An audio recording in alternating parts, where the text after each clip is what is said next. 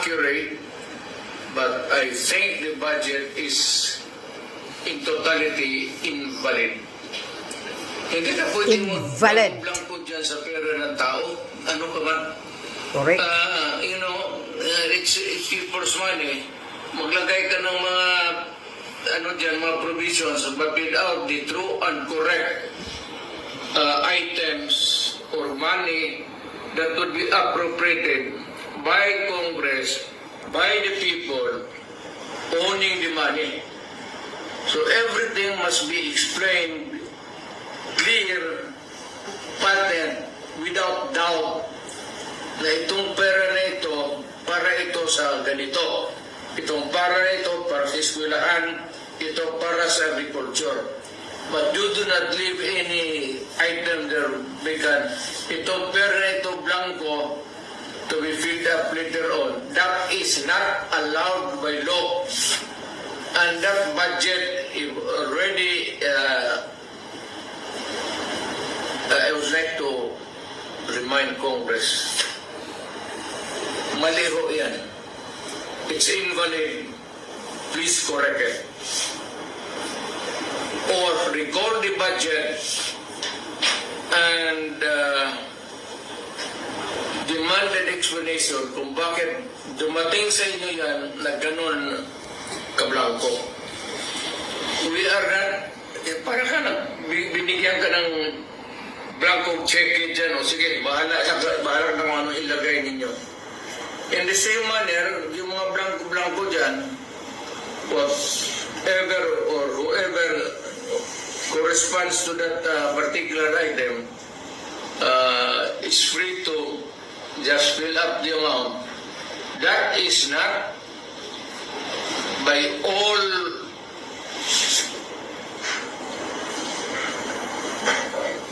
commandments of the law, that cannot be valid, invalid, unenforceable, and kung i-implement na, it must be corrected and the money returned if already spent or corrected.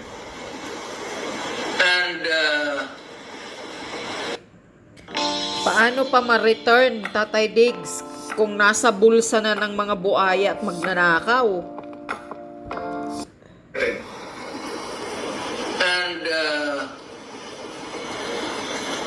kung sino man ang niya, they have to give us the explanation.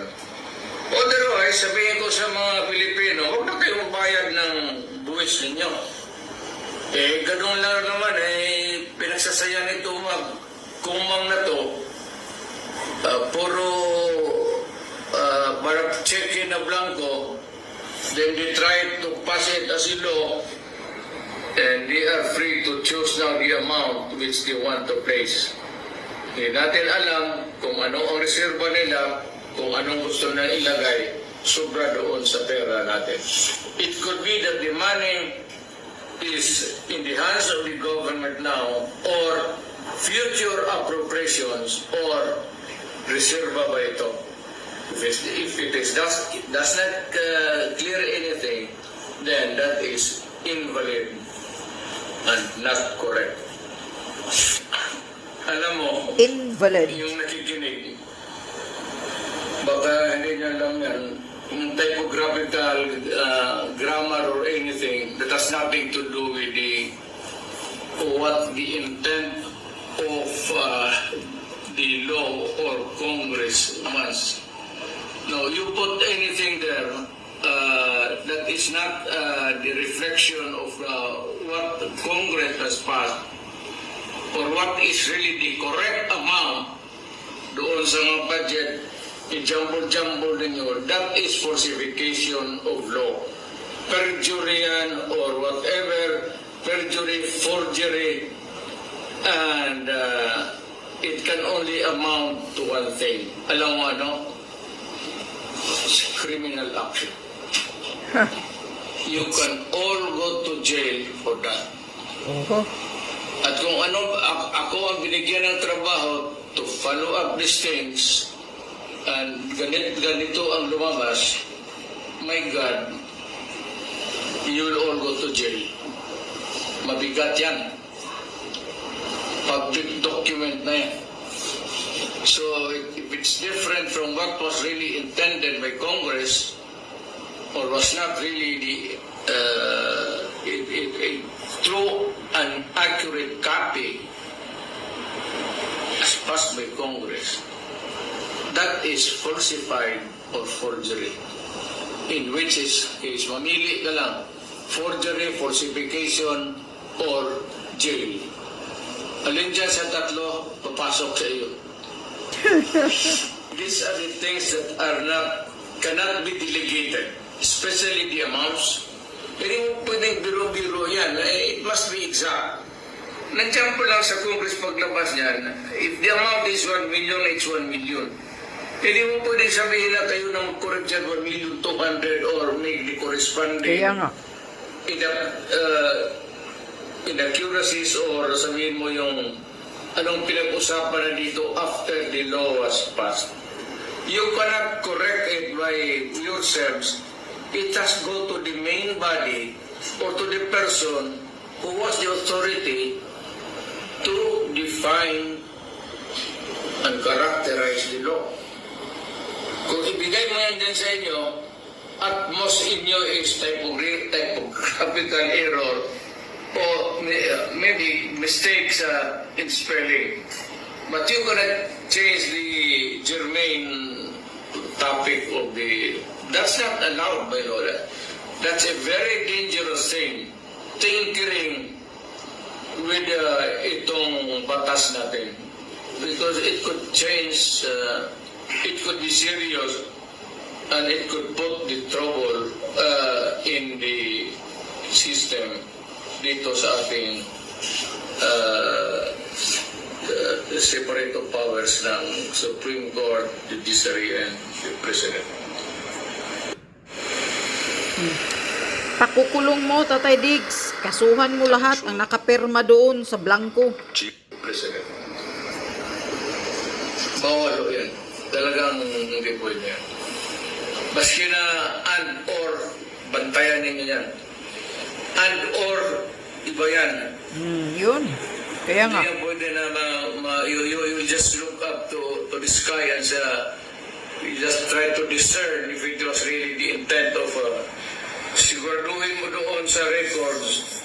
Pagkinig ka kung anong pinagsasabi ng mga lawmakers doon o what is the intent or what is really these spoken words.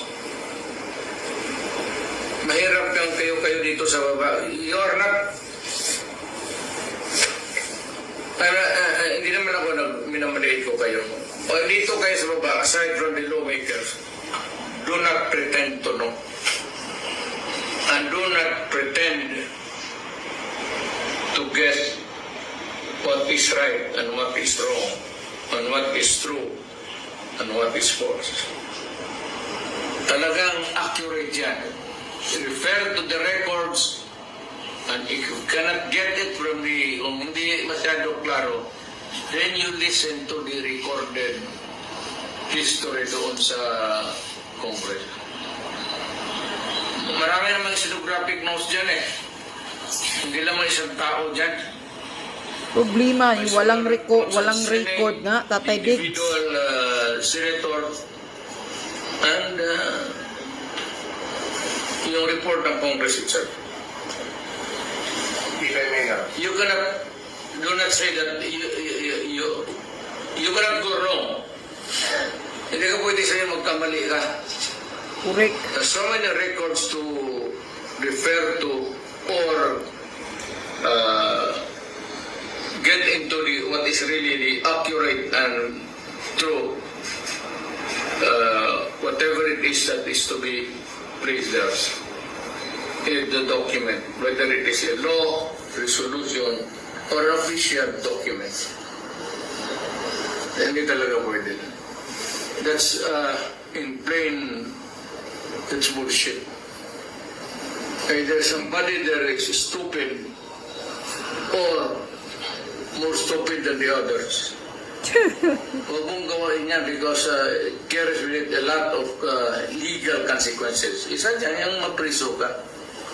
And you cannot escape the rigors of scrutiny kasi dadaan ng maraming papel.